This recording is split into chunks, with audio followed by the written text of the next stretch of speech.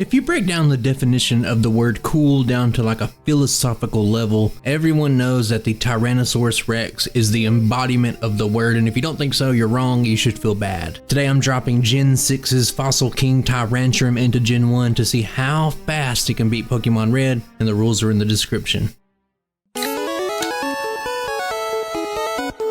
The intriguing part of this run is Tyrantrum's typing. Out of the 1,000+ Pokemon out there today, only 34 lines have a unique type combination, and Rock Dragon is one of those. Rock alone is pretty rough, not really good, but these two synergize very well. Dragon wipes out the grass and water weaknesses, fighting and ground type damage barely even matter in a Pokemon Red playthrough, Fairy and Steel don't exist yet, and in Gen 1 Dragon has no damaging moves anyway. So that leaves Ice, and Rock does hit Ice super effective, and I think you can slowly start to see why I was really excited to see what these two types had to offer. The stats are also pretty nice. 121 attack is excellent, and there's no single stat that I would consider bad here, and 71 speed is exactly at that level to where you'll outspeed pretty much everything in the game naturally with just a few exceptions. I went with the Generation 7 Learn Set, and I really like the toolkit that this Pokemon has. Starting off with utility like Tail Whip along with Rock Slide is already pretty great, but let's look at some of the new moves, and I'll touch on them a little bit more as the video goes on. But Head Smash is a tactical nuke with 80% accuracy and recoil damage. Charm sharply lowers the target's attack, and Crunch and Dragon Claw are both 80 power special moves, which won't be as useful. And just a quick side note is that these moves would be physical in later gens when I did the physical special split, so they would be much more viable there, but in the first 3 gens, Dragon and Dark were always special attacks. The TM list, honestly, pretty sparse, not that good. Not too much variety outside of things like Body Slam, Double Edge, Dig, and you don't really get, nor would you even want to use some of the special staple moves like Thunderbolt, etc. And there's also a lack of Swords Dance, which will ultimately probably slow the run down just a little bit. This is also a great time to say that we are going to be experiencing the blind run together, so this is my first experience, you'll be seeing it as well. And then when we get to the end of that, I will optimize it and show you that and talk about that, and we'll see how this Pokemon stacks up to the other high tier legendaries we've done in the past. I keep the early game to a bare minimum here, fighting only the one bug catcher in Viridian Forest, and with Tail Whip, I do think that will allow us to take care of the rock solid Pokemon trainer, so let's take a look.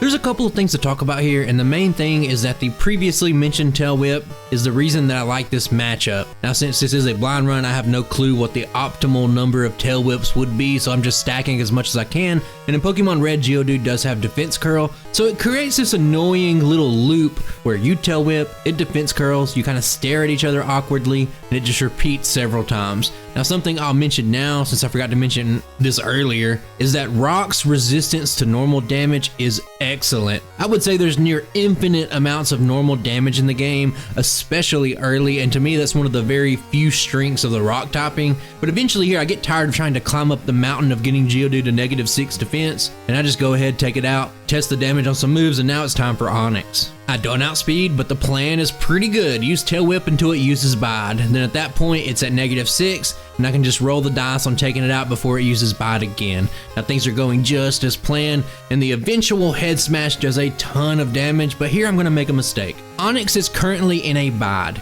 It's clear that a second Head Smash would take it out, but I really don't want to rely on 80% damage, and I want to test more things, so I go Rock Slide. It does not knock out, and the Onix moves first on the next turn, unleashes the energy, and that's going to be an early reset. I think the lesson here is just to be careful. 2 Head Smashes is the play, and a bit of foreshadowing here is that the 20% mischance can cost you, but since Brock is early enough in the game, I think doing a minimum Brock is definitely the way to go in the future playthroughs, and I'll say it just feels good not to have to do a lot of extra training.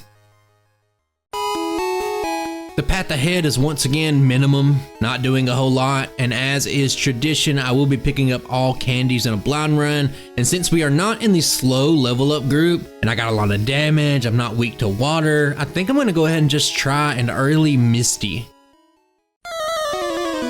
This one starts off as bad as possible. Staryu does outspeed me, crits with a water gun immediately, I miss the head smash, and I get hit with another water gun before I take it out. So I'm in an awful position, and unless Starmie decides not to do anything, and head smash can one-shot, I'm in trouble, but a bubble beam does do enough damage to give us the second reset of the run already. The second attempt goes much better. I don't miss the head smash, I take just a little damage, and here's what happens on Starmie. It uses X defend, I crit, I win the battle, but I'm gonna reset here. I'm gonna reject this result in order just to test this out just a little bit more. And I don't want to seem like a broken record or repeat myself a lot, but people do leave comments about resetting despite me winning the battle. The Gyarados is a pretty good example of that video, but you have to understand that I learned absolutely nothing from getting a lucky crit. And if you want to look at the numbers, there's like an over 86% chance that this doesn't happen. So it's very important to learn what is going to be consistent and where maybe you would like to change up some things or take a little risk. And I'm glad I did, because I reset here several times, and I wouldn't say that you need like an absurd amount of luck here, but here's what you would love to see. Like a turn 1 X defend on Staryu, that way you could survive a combination of water gun and bubble beam in that scenario. And even if Staryu does water gun, I think you could still survive 2 water guns or even like a bubble beam X defend on the Starmie, and you would still pick up the knockout. Now you have like a couple of outs here, but at this point I haven't optimized, so I don't really know if maybe waiting till after Nugget Bridge is going to be the correct play, but we'll figure it out. With rock damage trivializing the Pidgeotto, it just makes sense that maybe going here first would be like an interesting option. Maybe it's a situation worth considering, but I'm only speed tie here. I'm gonna get hit with an early sand attack, and I say this from the bottom of my heart. I'm not sure if I've ever missed this many times with one sand attack on me in my entire life. There's even like an early part in this battle, if you notice, like I just stand still. I'm just contemplating my life, if I should just go ahead and reset, but I do press on. Eventually, I do hit my moves, but I almost lost this one, so already I'm kind of having like mixed feelings early in the run. And guys, stop me if you heard this one before, but Nugget Bridge and the path to Bill's house, it contains the single highest cluster of mandatory battles in the game, and I do think that there's a lot of work to be done here in future runs. Head Smash and Rock Slide don't have a lot of PP, and they'll likely miss a time or two, and while Stomp isn't a bad move, it just can't one-shot most of the things on the route. Now you do learn Bite, but it's just a weaker version of Stomp, so it doesn't really help the issue, but I would like to circle back around to another topic and talk about the learn set a little more, specifically Head Smash. Now astute listeners and observers might have noticed that I called Head Smash a recoil inducing move at the beginning, and you also might have noticed that on the Brock battle I didn't take any recoil damage. And why is that? And that's because today's run will be simulating Tyrantrum's hidden ability Rock Head. Just like my last video with Aggron and Emerald, it means that we're not going to take recoil damage. And let me just kind of have a discussion about abilities. When I do those really powerful Pokemon like Primal Groudon, there's zero chance that I'm going to implement things like Desolate Land. The legendary and the pseudo-legendary Pokemon in this series do not need abilities to be good, and part of the fun is seeing how Pokemon exist within the Generation 1 setting, whether that means being without a powerful ability, or even in the case of something like Slacking or Regigigas, the absence of a bad ability that holds them back. When a Pokemon isn't a legendary monster and you can just kind of look on paper and tell that they're not going to be threatening the top of the tier list, I think it can be fun to simulate an ability, especially if it doesn't have like these heavy mechanical ramifications or even like a heavy coding overhaul to do so. I think a Pokemon that can fully utilize moves like Head Smash or even something like Double Edge in the future without the drawback, I think it's just a tiny but interesting change for me personally. But as always guys, I'm open to discuss this. What are your thoughts about this? Tell me down below. Moving down to the SSN, I did learn Dig because we have no direct answer to the Boomer Hiker, and I felt like it was necessary. And you can also see like this hesitation in the Body Slam room. I didn't want to go in there. I went in there by like pure instinct. I was just in a flow state, and I don't think it's needed for this run. I ended up just going ahead and grabbing it anyway just to try it out. But with Dig, you have this very, very strong core of rock and ground damage to deal with virtually everything in the game. I'm also going to grab the Gentleman Candy. Let's skip ahead to rival number 3. And this right here, my friends, this is what a fight looks like when you don't get sand attacked and miss 34 moves. Very fast, very clean. And speaking of that, I don't even think you need Dig on Lieutenant Surge. I use it anyway just because it's super effective, but after some early struggles, some early resets, it finally feels like Tyrantrum is starting to feel pretty good to play, dare I say.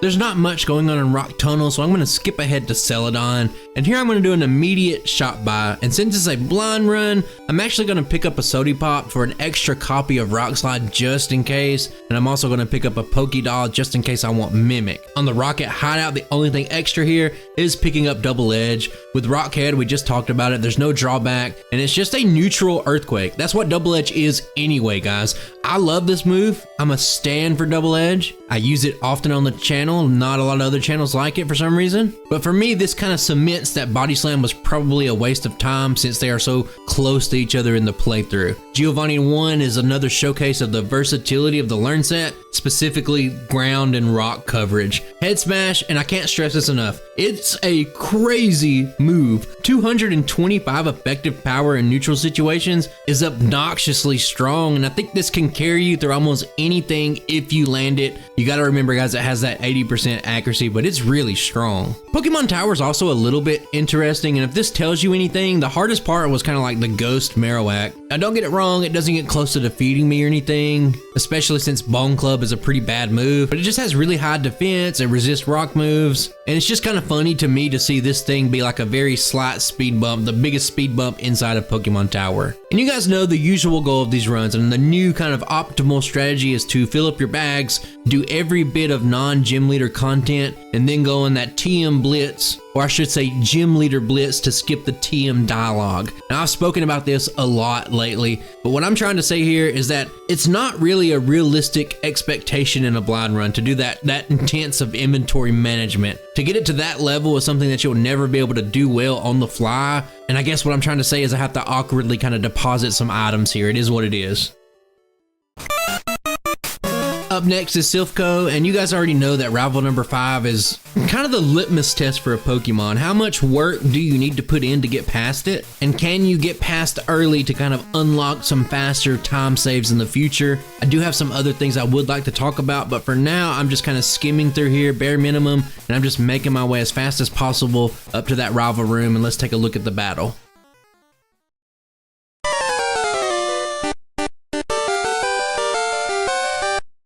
I'm a pretty low level, so I don't outspeed Pidgeot. There is a risk of Sand Attack. I don't see it here, and I can just kind of mow through the first 2 Pokemon. Doesn't really matter. You might notice on the learn set, I have Crunch now. I'm just kind of trying some things, just seeing how they work, and I'm going to test it out on Execute. It doesn't even come close. I'm going to get paralyzed. Then I get Leech Seeded. Eventually, I do move on. I don't outspeed the Alakazam. I take more damage. I'm barely hanging on at this point. And even though Blastoise only has Bubble at this stage, me missing turns, Leech Seed damage, and the fact that Blastoise is pretty tanky, it means that I'm going to go down for another reset. I hop back into it, and I don't see another Sand Attack, and we already know we've covered the first 2 Pokemon, they don't really matter. And this time I'm going to try out Double Edge on the Execute, and this thing is just, it's very annoying. It's annoying to play, it's annoying to go against if you don't have a direct answer, and not even Double Edge can take it out. And this time, I'm not even going to get to see the Blastoise. The combination of Leech Seed, Paralysis, heavy damage, it's all going to do me in. I'm not even going to make it past Alakazam this time. And that's another reset on this one.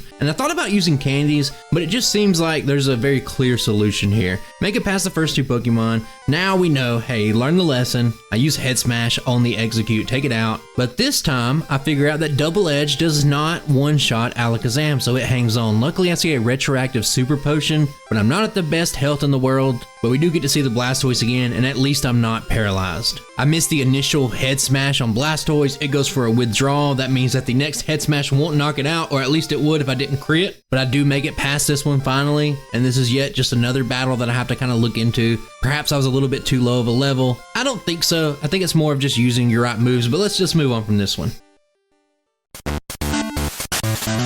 After the battle, I'm going to progress normally through Silph Co. I'm going to get Earthquake now because it saves a little bit of time rather than having to fight the Machoke Grunt on the 10th floor. And this is like neither here nor there, kind of a tangent. I want to talk about Dig for a second because in a lot of old videos, and this is something I've known for quite a while, but I haven't really expressed in a video. I've always said back in the day that Dig is a 2-turn move. Therefore, it has 50 effective power, 100 base power over 2 turns. It makes sense, right? But the way text works and how quick that turn is when you go underground Dig is more like 1.5 turns in terms of time spent rather than a 2-turn move. It has no real relevance for this run, but it's something I just want to clarify because if I'm ever wrong, I do like to admit it and just kind of like give you guys my newfound information. So what that means, if you divide 100 by 1.5, and since Pokemon kind of rounds down everything, it's about 66 effective power on a per turn basis for Dig. And maybe you're hearing this and you're like, that doesn't even make sense. But we're just talking about turn spent, time spent compared to the base power. And in the example of this, like is in the old Flygon video, it learns Bulldoze naturally,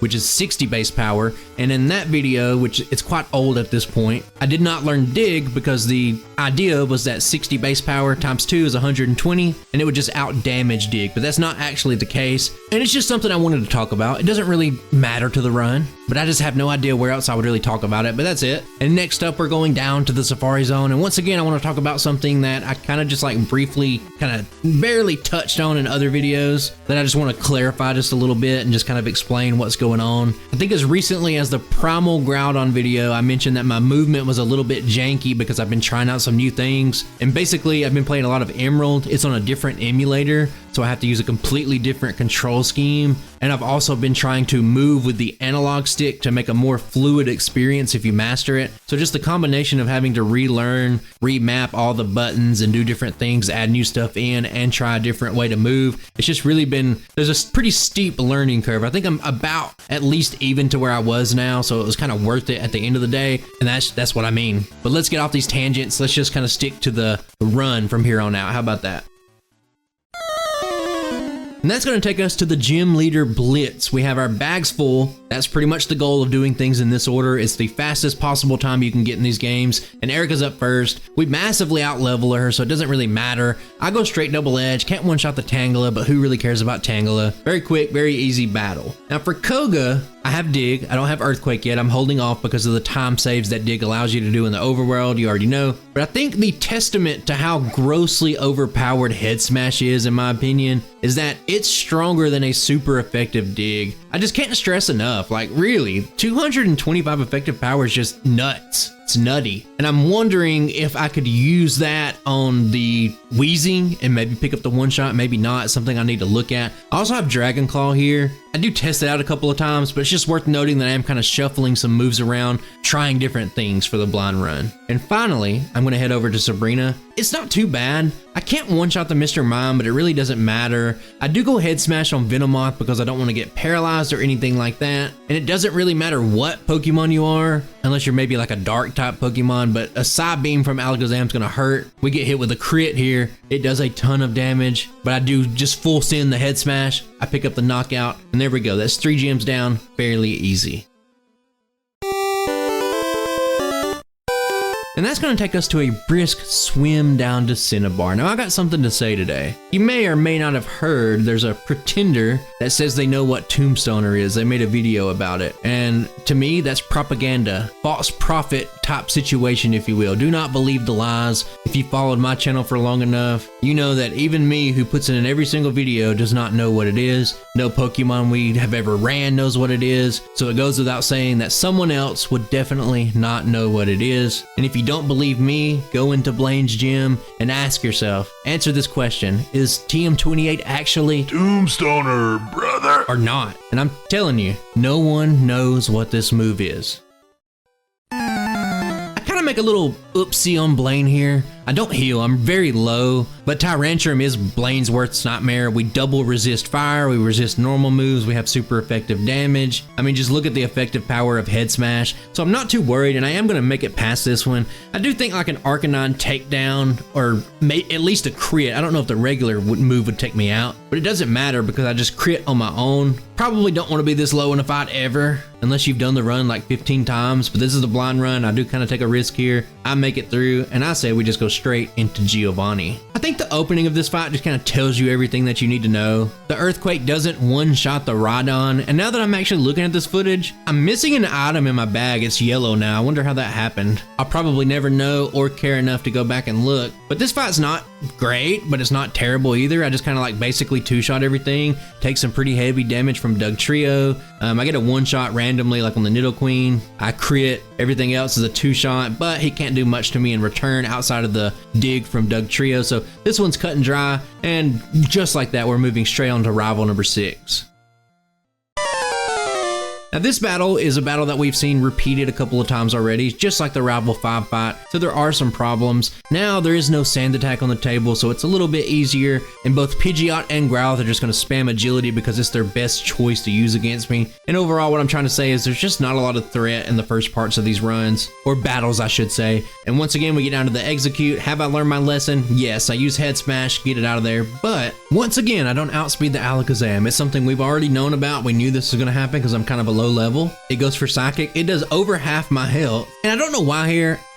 I use Double Edge again. It doesn't one-shot. And 2 Psychics will seal the deal. Knock me out. Pretty clean. Pretty convincingly. So that's another reset. Going back into it. I'm using Dragon Claw a little bit here. Just testing it out. If Earthquake can't one-shot the Rhydhorn anyway. Did I say Rhydon earlier? I always forget this guy just has a horn. So I use Dragon Claw on it. And I even mess around with it on Growlithe for some reason. Again, just testing some moves. I'm really low on Earthquake PP. I didn't want to heal after Giovanni, the gym leader fight. And you're still gonna take heavy damage on Alakazam, but if you just remember to Head Smash, it's all good. Now at the end here, I'm gonna pucker up because I forgot Blastoise is tanky. He can take a Head Smash, and he has Hydro Pump now. He don't have just Bubble anymore, and it rocks my world. Takes me down to just 12 HP, but he's low enough to where I can switch to the pretty much guaranteed Double Edge, take him out, and secure a pretty hard-fought victory.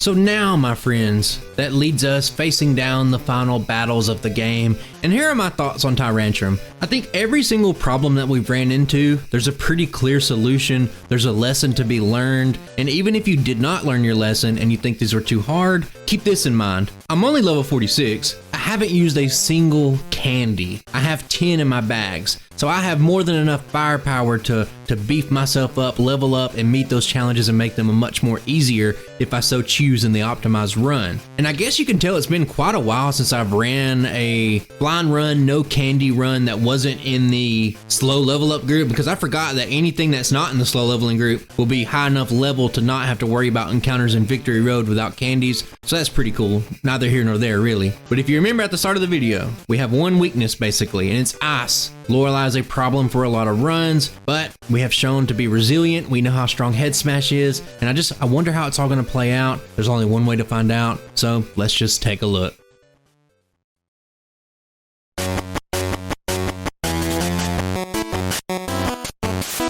This battle starts off with a bang. I miss my Head Smash immediately, and a non-crit Aurora Beam does tons of damage to me, and already I'm thinking, oh no, I'm in trouble. Remember, I'm really low level, and I take it out on the next turn, but we can still glean some information from this situation. And I think one of the biggest things to me is that Cloyster, known for its incredibly high defense, can still be one-shot at this low of a level with Head Smash if you just want to know kind of the power level we're dealing with this move. So we take it out. Now, I will say about Slow Bro, he's not very good. Water Gun's not going to do that much damage. It doesn't matter if he uses Amnesia. Withdrawal can be kind of annoying, but this thing's pretty tanky. He does take several turns to go down. He's kind of chipping me down after that horrible start to the battle. So this is something that can be touched up, but here's the big problem, guys. I don't outspeed Jinx. That means it's going to get off an Ice Punch, and if I took any damage at all during the fight, basically, it's over with. And that's what's going to happen here. I go down, and this isn't looking good. So I'm going to try this fight at the same level just to see if maybe if I'm at full health and I hit all my moves, I can just kind of tank the Head Smash and just make it through the fight. And it's just not happening.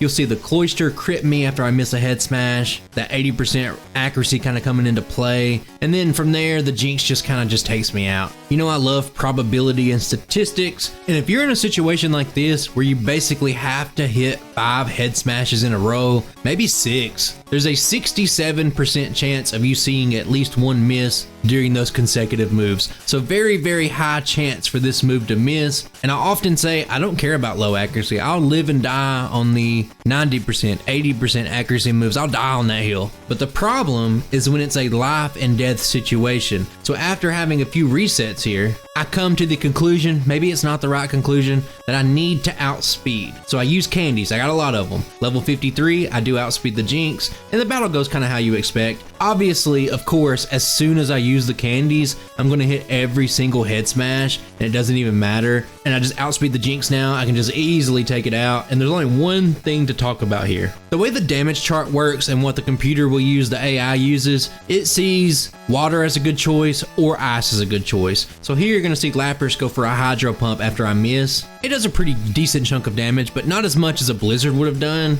Don't really care about that. All I care about is I hit the head smash after missing the first one. I can one-shot it, and we get past, honestly, a pretty tough challenge. I think there's a better combination of maybe like Overworld Carboses or something like that. We'll talk about the battle later. There's not a whole lot to say about Bruno here. I don't really have the best ranges here. I can't really one-shot stuff, and I do take a risk by going for double edge on the Hitmonchan. It does open me up to maybe some counter damage, but I really don't care. As a matter of fact, in the blind run, I often like to see things like that, but we don't see it here. I'm not sure there's much you can do. Maybe just going Dragon Claw if I decide to keep it in the optimized round would be the way to go on most of these. Even if it's just a two-shot, I think that's good enough. But as far as Bruno goes, this is about as challenging as he's gonna get, just because he takes several extra turns to get through. The second part of the Elite Four, where speed kind of matters, maybe, is on Agatha, but we do have super effective damage on every member of her team, and we're decently fast. We're only like 10 speed lower than the Gengar. I don't know if this is a threshold I'll be able to reach, but basically turn one determines everything. Here she just goes for a Dream Eater. I retaliate with an Earthquake, get the one shot, and from there, I'm sweeping, you already know. Luckily, we have enough speed to get past the Haunter without that Hypnosis chance, and everybody knows in Pokemon Red, the final Gengar doesn't have Hypnosis, so after we get confused, it's just a matter of time. It really is just a matter of time.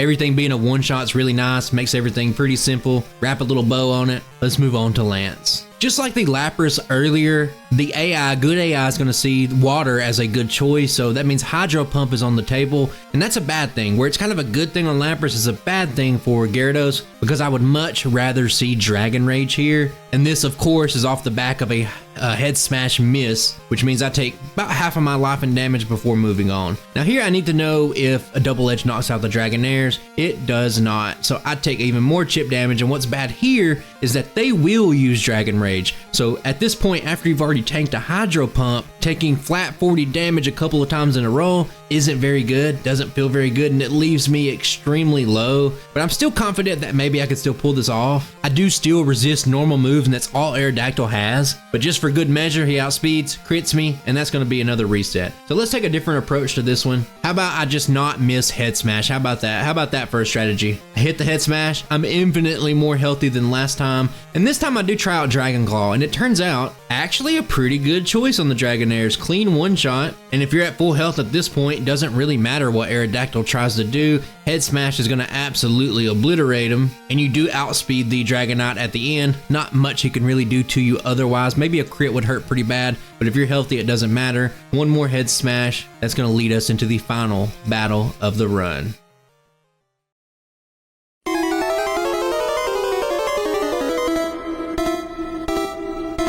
By now, you already know the opening. We just want to hit a head smash on this bird, take it down. It's never going to survive. Nothing it can do can really hurt us. The real problem is Alakazam. We don't outspeed it once again, and I go for double edge, but it moves first, goes for reflect. It really cuts my damage down a lot, and I knew it. I should have went for head smash. Why did I not go for head smash? Who knows? On its second turn, it's going to hit a psychic crit, and I don't need to tell you guys, I have nightmares about psychic crits. It takes me down to just 14 HP, and all of a sudden, not looking like a pretty good attempt if you ask me. I do make it past the Rhydon. It does give me a badge boost with a tail whip, and I take that back because I immediately level up and lose it, but I'm still able to pick up the one shot on the Arcanine because I go for head smash. I didn't think the Earthquake would do it, and now we got Executor. I don't think I can one shot this thing. I'm so low, I'm just throwing out the Hail Mary. Head smash connects, I get the crit, so maybe Tyrantrum's on destiny levels right now, and he's just gonna make it through this battle by sheer force of will, but Blastoise has other plans. We already know this thing's tanky. I do a lot of damage with a head smash, but it's not enough, and just like the other two water types, Hydro Pump, Blizzard can go for either. He picks Hydro Pump. Maybe they always pick Hydro Pump, but either way, the result is yet another reset. Running it back, skipping the Pidgeotto,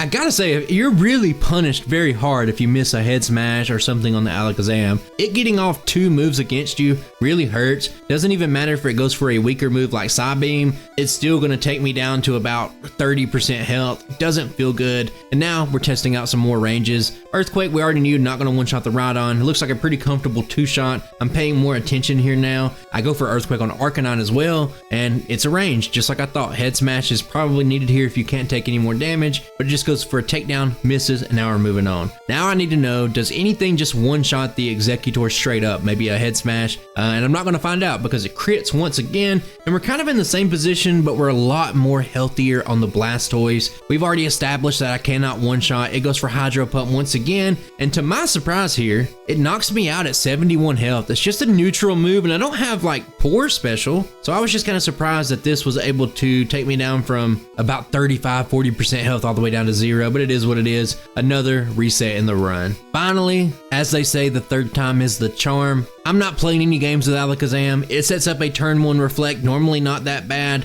but guys, Head Smash is a freak of a move. Even through the Reflect, I can still pick up the one-shot, and now that I'm at full health, I have supreme confidence that this fight is going to be the time that goes the way we want it to. So we've seen the rest. Double Earthquake on the Rhydon. Go for Head Smash on the Arcanine if you want to do the one-shot and not have to waste any more turns. And now, will a Head Smash one-shot the Executor outright? The answer is no, but it's actually kind of close. At least we didn't see a Hypnosis. It does Barrage, still kind of wastes a lot of time, but at the end of the day, doesn't really matter. Now, surely, at 189 health, we can tank a Hydro Pump if we need to. And Head Smash does really heavy damage like we've grown to expect. And a Withdrawal kind of leaves me in a weird position. I don't want to go for a Head Smash. I'm just going to try to go for a Double Edge, but the extra defense makes it to where it can actually survive a Double Edge. Honestly, I don't know why I went for Double Edge here. It barely hangs on. And here's my confirmation, guys. Let me do a quick little freeze frame here. Blastoise actually goes for the kill shot with Blizzard. Now, I'll have to look at the ranges. Like I said, I haven't done the optimized run. I do believe that we could probably survive just about anything at this level of health, but you never know. It could have crit, but he just misses. That means that one more Double Edge at a sliver of health will surely take it out. It does, and that means that Tyrantrum ends the run. Tyrantrum finishes with a time of 2 hours, 8 minutes, and 44 seconds. And I gotta say, honestly, even through all the trials and tribulations and it being just a non-legendary, non-pseudo-legendary rock type, that it did pretty well for itself. So I'm excited to see what this thing can do. I'm thinking we could definitely get sub 2 hours. I'm wondering if I can go even lower, maybe like close to like 1 hour, 50 minutes or something like that. I don't know. I don't want to ramble too much. I do think that pretty much each of our 15 resets, which is kind of a lot. Remember when I rank these Pokemon, the resets scale. So once you start getting over like 10, 12 resets, the penalty's really harsh on your final score. But I think that I feel like at least 12 or 13 of these resets are preventable just by knowing what's ahead and not being in a blind run setting. But I don't want to talk all day. I have not optimized this run, and it's highly likely that it's going to take me a week or so to even get back to this run, but I'm pretty excited about it. I don't know why I'm even saying that because it's just going to be like a few seconds for you guys. But let's fade to black, and when I come back, we'll talk about the changes and the things that's going to push this run to the next level.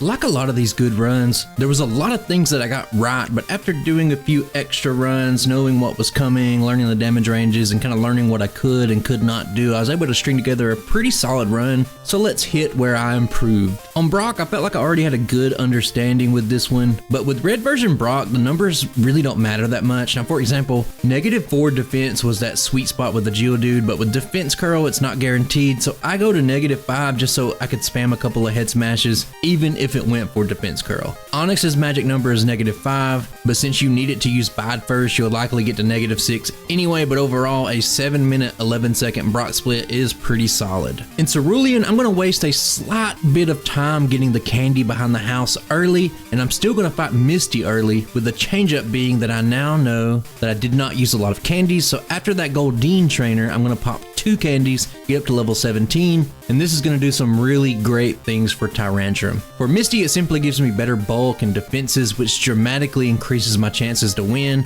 Before, you had to hope that you didn't get a double bubble beam, and even an early X defend on Starmie would put it out of the 2-shot head smash range. But even though this doesn't put us past that level 18 damage rounding threshold, I still found it to be much more consistent to get this run going. With Misty solved, the candies also broke the speed tie against Pidgeotto, which meant the only sand attack risk was if I missed a rock slide, and it goes without saying that it made this fight a lot less volatile and pretty quick. And even though I've given solid reasons for the candy usage already, there's an even better thing that these extra levels did. We already know that Nugget Bridge and the path to Bill's house contains the single highest cluster of mandatory battles, but it didn't really feel fluid and efficient, and being a higher level here does a wonderful thing. Now Stomp has guaranteed one-shot ranges on roughly like 85% of the mini Pokemon on this route. I can just spam it, and I just swap to my less accurate rock moves on tankier Pokemon like the 3 female Nidorans and the Onyx Hiker later.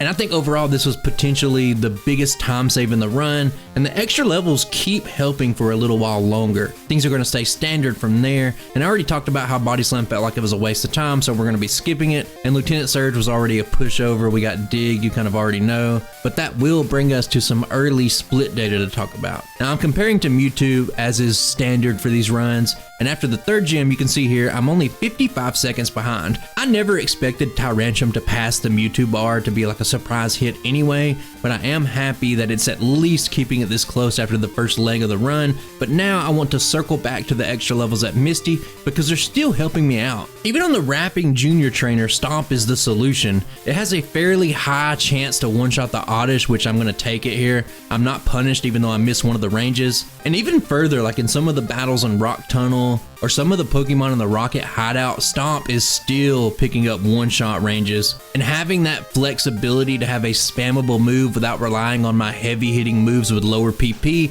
it made this one feel very smooth to play when you compare it to the blind run.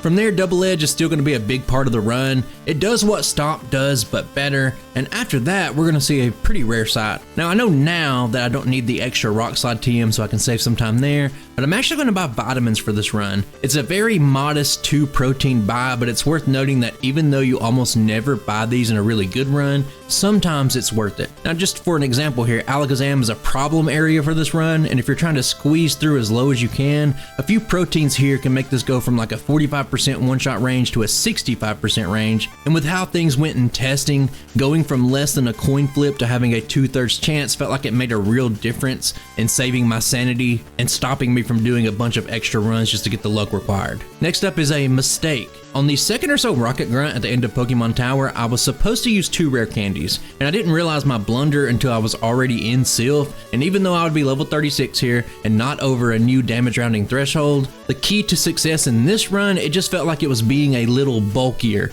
Being able to take an extra Alakazam hit and still be outside of that Blastoise range, it just felt better. It went from what felt like a 50-50 in some fights to feeling like I could win like 8 out of 10 times, but I decided just to go with it here because we've seen in the blind run, if you use and connect with Head Smash, it is doable at this level. I don't take an early sand attack, I don't get crit, I'm able to get by, which is a big relief. And I also decided to use those candies right after this battle rather than hold on to them because I still have a route that I want to stick to, and I didn't want to have to guess at what level I would be later or if I'd be over leveled or anything like that. Now it's time for the patented gym leader Blitz that most runs build up to, so I take Erika followed by Koga, and here I did take a look at the head smash ranges on Weezing to see if I could pick it up, but it doesn't pick up that one shot, so I still go Dig, and from there it's on to Sabrina, and then finally we take out Blaine. On Giovanni I already edited it earlier, but the spot missing in my bag in the blind run was because I learned Earthquake, but I actually prefer Dig here. You don't outspeed Dugtrio, and in the blind run it did a lot of damage to us, and in further testing,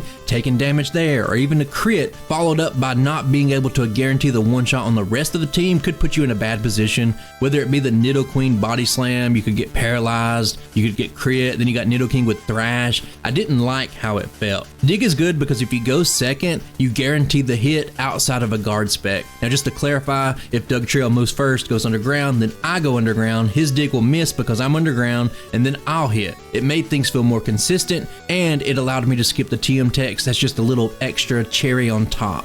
After the battle, I'm going to be popping all of my candies, and something I didn't think about at the time was that getting the Earthquake TM was kind of a waste of time because we're just going to learn it naturally at level 47. Now the time save is really minuscule because I wanted to get that Carbos and the rare candy anyway, but learning it naturally turned out to be the better way to do things. Jumping into rival number 6, I had problems here last time. I'm at a higher level, and you already know the first part of the fight doesn't really matter much, but being slower than Alakazam is where the issues come in. I have a self-inflicted problem here because I have not healed. I was trying to save some time, and I'm missing a good little chunk of health. Even the non-crit Psybeam is going to put me into a Hydro Pump range, and Blastoise is actually going to cause me to reset here. And I thought I pretty much had ruined the run here, but I do get bailed out. I get a double Reflect. What a great and smart combination. It makes me be able to survive the Hydro Pump, so I avoid disaster here. But let's have a quick chat.